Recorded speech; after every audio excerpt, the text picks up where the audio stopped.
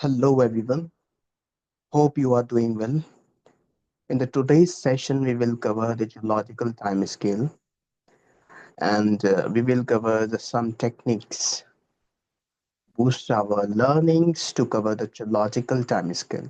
ठीक है, तो आज हम डिस्कस करते हैं जियोलॉजिकल टाइम स्केल को, जिसके अंदर हम कवर करेंगे किस तरीके से हम इसकी टर्म्स को याद कर सकते हैं, किस तरीके से हम निमोनिक्स की मदद से एक सिक्वेंशियल पैटर्न को याद करेंगे, समझेंगे। और पहला बेसिक काम रहेगा हमारा जियोलॉजिकल टाइम स्केल की टेबल को समझना। ठीक है, तो ये चीज है हमारी, इसको हम समझने की कोशिश करेंगे। तो जियोलॉजिकल टाइम स्केल की जो यूनिट्स हैं, तो पहली है एओन, उसके बाद एरा, फिर पीरियड, फिर इपॉक। तो एओन जो है it's the largest division of the geological time scale unit. उसके बाद ये इसका सब डिवीजन है एरा, एरा का पीरियड, पीरियड का इपॉक।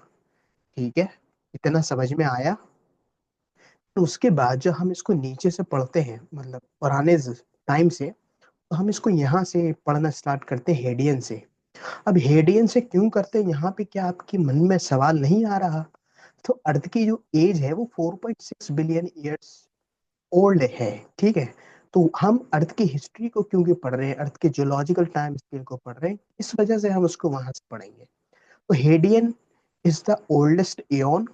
तो अगर हम एओन के डिवीजन पढ़ें, ठीक है, तो Hadean is the oldest one. तो हम नीचे से जब भी ऊपर की ओर जाएंगे, तो मतलब ओल्डेस्ट से यंगेस्ट की तरफ जा रहे हैं, ओल्डेस्ट से यंगेस्ट की तरफ जा रहे हैं, मतलब पास्ट से प्रेजेंट की ओर हम जा रहे हैं।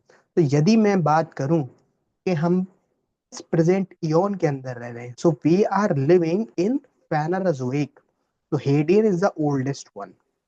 सो अब क्या है, अब देखो ये होता है, हम लोग क्या करते हैं, निमोनिक्स के पीछे भागते हैं, शॉर्ट मेथड के पीछे भागते हैं, हम टर्मिनोलॉजी से फेमिलियर होना भूल जाते हैं, जिसकी वजह से दिक्कत होती है, सब्जेक्टिव में हम इसको रिकॉल नहीं कर पाते। पता चला पी से कुछ और था, पी से कुछ और लिख दिए, है ना। तो ये सॉरी, प्रैक्टिस नहीं हो पाती है, तो ये प्रॉब्लम होती है ना। तो ये चीज है। एओन्स में क्या करना है आपको, पहले हमें टर्म से फैमिलियर होना पड़ेगा। तो Hadean is the oldest one, then Archean, then Proterozoic, and the last one and the youngest one is the Phanerozoic. ठीक है, तो ये चीज है। अब क्या करना है, एक पेपर लेना है, पेपर में प्रैक्टिस करनी है। क्या करना है, 4 लाइन खींचो, उस पर आप एओन की हेडिंग लिखो, और उसके बाद में जैसे कि हेडियन है, आर्कियन है, प्रोटेराजोइक है, फेनाराजोइक है, इसको आप लिखो, इसको लिखते चले जाओ, इससे आप प्रैक्टिस कर लो जैसे कि बचपन में करते थे। ठीक है, और उसके बाद में इसका बेनिफिट क्या होगा, इसका बेनिफिट ये होगा, आपको इसकी स्पेलिंग याद हो जाएगी, आप फैमिलियर हो जाओगे टर्म से, एकदम मतलब सॉलिड लोहा। ठीक है, तो अब इसके निमोनिक की बात कर लें। निमोनिक क्या है इसका, देखो, अगर इओन्स के अंदर की बात करें निमोनिक की इसकी, तो इसका निमोनिक हम बोल सकते हैं, here is a perfect perfect plan, here is a perfect plan. So देखो, ये मैंने ओल्डेस्ट से यंगेस्ट की ओर बनाया है, तो लेकिन एक्चुअली में ये इस तरीके से है। ठीक है, तो कंफ्यूज मत हो जाना। H is for Hadean, A is the Archean, P is for this one Proterozoic, and this P1 is indicating the youngest one, the Phanerozoic. ठीक है, तो मीन्स ये इसको दर्शा रहा है। तो ये चीज था। तो होप कि क्लियर हो गया हो। Here is a perfect plan, Hadean, then A for Archean, P for Proterozoic, and this P4 is Phanerozoic, is the youngest one, and here is for Hadean, means it's the oldest one. ठीक है, चलो अब next one करते हैं, era. Era की बात करें, तो सेनाजोइक जो है, सेनाजोइक, ये देखो इसकी स्पेलिंग जो होती है, कई जगह आपको ई देखने को मिलेगा ए आई की जगह।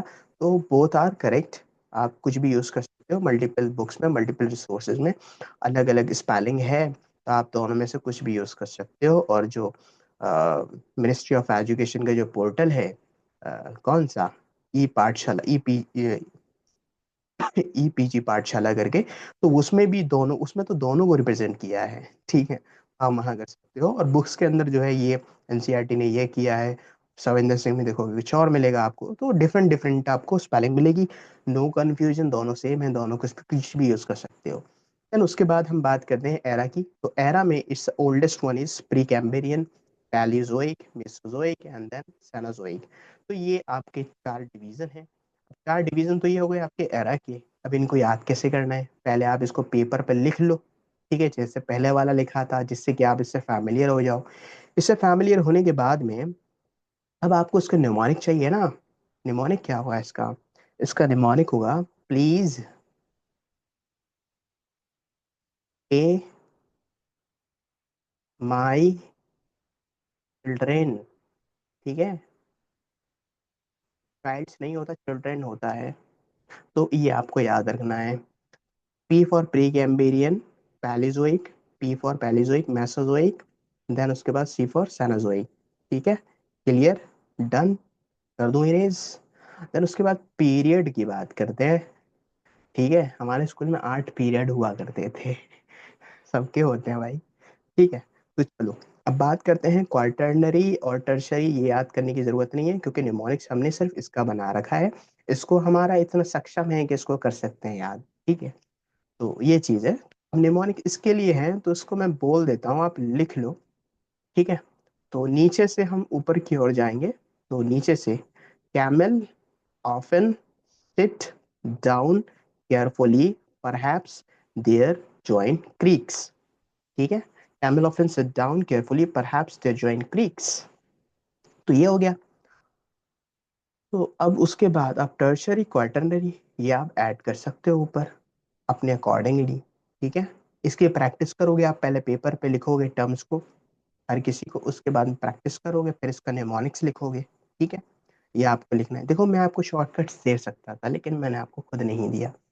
ठीक है, at the end of video में आपको कुछ बताऊंगा, बहुत इंपॉर्टेंट बात है, जो कि एक मिसकंसेप्शन बना रखा है डायनासोर को लेकर के, वो मिसकंसेप्शन आज दूर करेंगे। ठीक है, तो अब देखो यहाँ पे क्या है। अब इपॉक को कैसे याद करना है? इपॉक को याद करने के लिए put egg on my plate please Honey. ठीक है, पैलियोसिने, इयोसिने, एलिगोसिने, मियोसिने, प्लेयोसिने, पैलिस्टोसिने और होलोसिने, ये हमको याद करना है। होप के क्लियर हो गया होगा।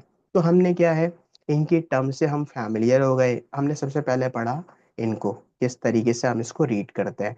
उसके बाद हमने इसको पढ़ा कि हमें टर्म से कैसे फैमिलियर होना है, प्रैक्टिस कैसे करनी है। ठीक है, उसके बाद हम मैंने आपको निमोनिक्स दिए। अब देखो अब क्या बचा। अब देखो, एक तो लास्ट में आपको एक पजल दूंगा, आप खुद से सॉल्व करोगे अपने लिए, ताकि और कॉन्फिडेंट हो जाओ इसको लेकर के। वो पजल मैं बताऊंगा कैसे करना है। लेकिन अभी डिस्कस करते हैं एक्सटिंक्शन ऑफ डायनासोर, ये कैसे हुआ था। देखो एक मिसकंसेप्शन मार्केट में ये बना हुआ है, कि जो मिसकंसेप्शन है वो ये है कि मेटेरॉइड्स आए थे, डायरेक्ट उसने हिट किया था डायनासोर को और डायनासोर मर गए। ये क्या था भाई, स्टोरी खत्म हो गई, मतलब, है ना। तो ऐसा नहीं हुआ था। देखो जो साइंटिफिक अप्रोच के साथ में अगर देखोगे ना, तो डिस्कस करोगे, तो एक हाइपोथेसिस है मेट्रॉइड डस्ट हाइपोथेसिस। तो इसमें क्या हुआ था, इसमें ये हुआ था कि सबसे पहले ये समझो कि डायनासोर जो है उसका नेचर कैसा था। तो ये ट्रॉपिकल रीजन का दरअसल एनिमल है, ट्रॉपिकल रीजन का, और इसको चाहिए वार्म क्लाइमेटिक कंडीशन। ठीक है, तो ये कोल्ड रीजन में नहीं रह सकता, इसको कम अगर टेम्परेचर होगा तो ये सरवाइव नहीं कर पाएगा। तो देखो हुआ क्या था, हुआ ये था कि जो मेटेरॉइड है वो उनका फॉल हो रहा था एकदम रैपिडली। उसके साथ ये हुआ कि जब उसका फॉल हो रहा था, तो डस्ट बहुत ज्यादा हो गया। जब डस्ट ज्यादा हो गया, तो फिर उसके बाद में इनकमिंग सोलर रेडिएशन जो था, अर्थ पे आने वाली जो किरणें हैं सूरज की, उनकी जो इंटेंसिटी रेट है, वो उस इंटेंसिटी रेट के साथ में नहीं आ पा रही थी, बहुत कम आ पा रही थी। मतलब आ ही नहीं पा रही थी एक तरीके से। ठीक है, मतलब एक व्हील टाइप का हो गया ना, डिस्टरबेंस हो गया, वो कनेक्शन नहीं बन पा रहा, तो जिसकी वजह से क्या हुआ, जो टेम्परेचर था अर्थ का वो कम हो गया। मतलब ग्लोबल क्लाइमेटिक चेंज देख रहे हो। तो जिसकी वजह से यहाँ कोल्ड एक मतलब टेम्परेचर फॉल हो गया यहाँ का। और फिर वो फेवरेबल कंडीशन जो थी किसके लिए, डायनासोर के लिए, वो उसमें सरवाइव नहीं कर पाया और वो मर गया। ये चीज हुई थी। ठीक है। और ये वाइडली एक्सेप्टेबल भी है और साइंटिफिक भी है, थोड़ी थोड़ी नहीं, काफी साइंटिफिक है उससे तो। ठीक है। तो ये एक इसका लॉजिक था। दूसरा लॉजिक क्या है, सिमिलर है पर थोड़ा सा फर्क है। यहाँ वॉल्केनिक इरप्शन हुआ था। वॉल्केनिक इरप्शन क्यों हुआ था, क्योंकि क्रस्ट में बहुत ज्यादा क्या हो रहा था, डिस्टरबेंस हो रहा था। क्रस्ट ब्रेक हो रहा था, एस्टेनोस्फेयर एक्टिव हो गया। एस्टेनोस्फेयर एक्टिव हो गया, वॉल्केनिक इरप्शन हुआ। वॉल्केनिक इरप्शन से डस्ट आई बाहर। डस्ट जब बहुत ज्यादा हो गई, सेम इंसोलेशन, फिर वो पृथ्वी पर नहीं आ पा रहा था। जब पृथ्वी पर नहीं आ पा रहा था तो टेम्परेचर में डाउनफॉल देखने को मिला। जब डाउनफॉल देखने को मिला तो डायनासोर क्या हुआ, फेवरेबल कंडीशन उसको नहीं मिली और फिर वो मर गया। ठीक है। तो ये थी। तो मोर साइंटिफिक जो थी पहली वाली थी, जिसको हम मेटेरॉइड डस्ट हाइपोथेसिस भी बोलते हैं। ठीक है। तो ये चीज थी, ये हमको कवर करनी पड़ेगी।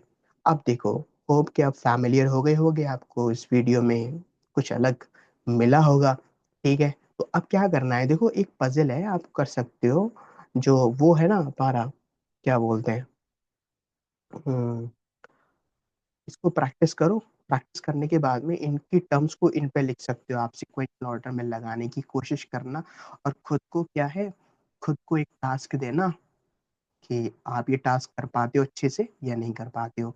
होपफुली आप कर पाओगे अगर ये अच्छे से कर पाया है। अगर पहली बार स्कोर अच्छे नहीं कर पाते हो, इसको प्रैक्टिस करना, एक गेम की तरह खेलना, जैसे चाय पीते हो वैसे इसको करना।